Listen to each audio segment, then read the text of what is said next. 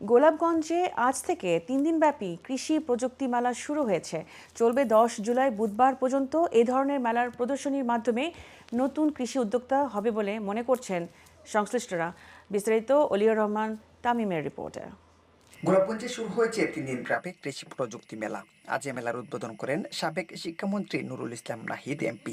মেলা উপলক্ষে সকাল থেকেই উপজেলা চত্বরে ভিড় করেন বিভিন্ন এলাকা থেকে আসা কৃষকেরা। মেলায় বিভিন্ন স্টলে স্থান পায় কৃষিকাজে ব্যবহৃত নানা যন্ত্রপাতি। ধানসহ বিভিন্ন ফসলের ফলন বাড়াতে কী ধরনের চাষাবাদ করতে হবে, কিভাবে একই জমিতে বিভিন্ন ফসল ফলানো যায় সেই ধারণা দেওয়ার জন্য ছিল পরামর্শ কেন্দ্র।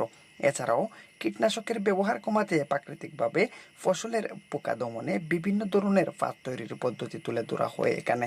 বৃষ্টি হচ্ছে, হ্যাঁ, আর এটা হচ্ছে আপনার সোলারের মাধ্যমে আপনার নিচে একটা পাতকুয়া থাকবে। পাতকুয়াটার মধ্যে পানিটা, বৃষ্টির পানিটা জমা হচ্ছে, আবার পাতকুয়ার মধ্যে আপনার পানিটা উত্তোলন হইতেছে। এটা এখন 3 জাতের আনারস আমাদের বাগানে এখন আছে বর্তমানে, এই জন্য এই 3টা জাত আমরা নিয়ে আসছি। এই মেলার মাধ্যমে কৃষকরা আধুনিক কৃষি কাজে উদ্বুদ্ধ হবে বলে জানান উপজেলা কৃষি কর্মকর্তা। এই মেলার মাধ্যমে এখানকার যারা কৃষক আছেন এবং যারা আপামর জনসাধারণ আছেন, তারা কৃষি বিষয়ের, আধুনিক কৃষি বিষয়ের একটি নতুন ধারণা পাবেন এবং আধুনিক কৃষি চাষে আরো উৎসাহিত হবেন। যুব সমাজকে কৃষি মেলাটি পর্যবেক্ষণ করার আহ্বান জানালেন উপজেলা চেয়ারম্যান মঞ্জুর কাদের শাফি এলিম। আমি যুব সমাজকে এই কৃষি মেলাটা যেন পর্যবেক্ষণ করেন এবং সর্বস্তরের সবাইকে, মা বোনদেরকে নিয়েও যেন আসেন। কারণ হচ্ছে এই কৃষিকে যদি আমরা সম্প্রসারণ করতে চাই, তাহলে আমাদের যে অলস টাইমটা আছে সেই অলস টাইমটা আমাদেরকে কাজে লাগাতে হবে।